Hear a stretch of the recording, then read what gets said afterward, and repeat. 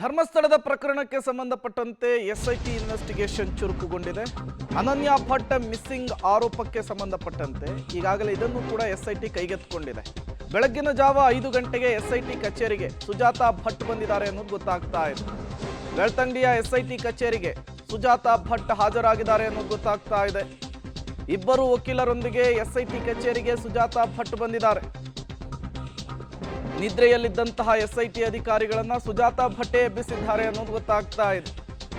ಅನನ್ಯ ಭಟ್ ಮಿಸ್ಸಿಂಗ್ ಆರೋಪ ಈ ಪ್ರಕರಣಕ್ಕೆ ಸಂಬಂಧಪಟ್ಟಂತೆ ಇವತ್ತು ಎಸ್ಐಟಿ ಅಧಿಕಾರಿಗಳ ಮುಂದೆ ಬೆಳಗ್ಗಿನ ಜಾವ 5 ಗಂಟೆಗೆ ಸುಜಾತಾ ಭಟ್ ಪ್ರತ್ಯಕ್ಷರಾಗಿದ್ದಾರೆ ಅನ್ನೋದು ಗೊತ್ತಾಗ್ತಾ ಇದೆ. ಅನಾರೋಗ್ಯ ಇದೆ, ನನಗೆ ಸ್ವಲ್ಪ ಸಮಯಾವಕಾಶವನ್ನು ಕೊಡಬೇಕು ಅಂತ ಹೇಳಿ ಇದೇ ಸುಜಾತಾ ಭಟ್ ಮನವಿಯನ್ನ ಮಾಡಿಕೊಂಡಿದ್ರು. ಪೊಲೀಸರು ಕೂಡ ಮನೆಗೆ ಬಂದು ವಿಚಾರಣೆ ಮಾಡ್ತೀವಿ ಅಂಥೇಳಿ ಸುಜಾತಾ ಭಟ್ ಹೇಳಿದ್ರು. ಬಟ್ ಅದಕ್ಕೆ ಒಪ್ಕೊಂಡಿರಲಿಲ್ಲ.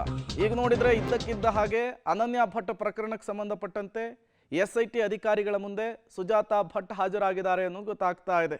2003ರಲ್ಲಿ ನನ್ನ ಮಗಳು ಅನನ್ಯ ಭಟ್ ಧರ್ಮಸ್ಥಳದಲ್ಲಿ ಮಿಸ್ಸಿಂಗ್ ಆಗಿದ್ದಾಳೆ ಅನ್ನುವಂತಹ ಕಂಪ್ಲೇಂಟನ್ನು ಕೊಟ್ಟಿದ್ರು. ಅದಾದಮೇಲೆ ಉಲ್ಟಾ ಕೂಡ ಹೊಡೆದಿದ್ರು.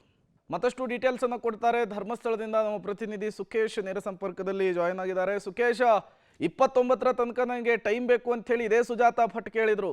ಈಗ ಇದ್ದಕ್ಕಿದ್ದ ಹಾಗೆ ಎಸ್ಐಟಿ ಮುಂದೆ ಪ್ರತ್ಯಕ್ಷರಾಗಿದ್ದಾರೆ.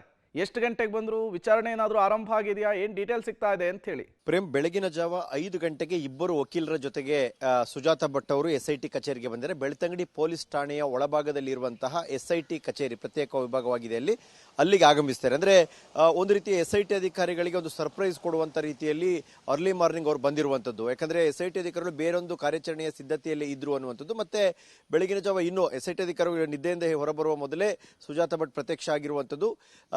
ಏನು ಬೆಳ್ತಂಗಡಿಯ ಪೊಲೀಸ್ ಠಾಣೆ ವ್ಯಾಪ್ತಿಯಲ್ಲಿರುವಂತಹ ಎಸ್ಐಟಿ ಕಚೇರಿ ಇದೆ. ಎಸ್ಐಟಿ ಕಚೇರಿಗೆ ಇಬ್ಬರು ವಕೀಲರ ಜೊತೆ ಏಕಾಏಕಿಯಾಗಿ ಬರ್ತಾ ಇದ್ದಂತೆ ಸ್ವತಃ ಎಸ್ಐಟಿ ಅಧಿಕಾರಿಗಳು, ಯಾಕಂದ್ರೆ ಹಿರಿಯ ಅಧಿಕಾರಿಗಳು ಯಾರು ಇರಲಿಲ್ಲ, ಹಾಗಾಗಿ ಅವ್ರನ್ನ ಕೂರಿಸಿ ಅನಂತರ ಹಿರಿಯ ಅಧಿಕಾರಿಗಳ ಗಮನಕ್ಕೆ ವಿಚಾರವನ್ನು ತಂದಿದ್ದಾರೆ ಅನ್ನುವಂಥದ್ದು.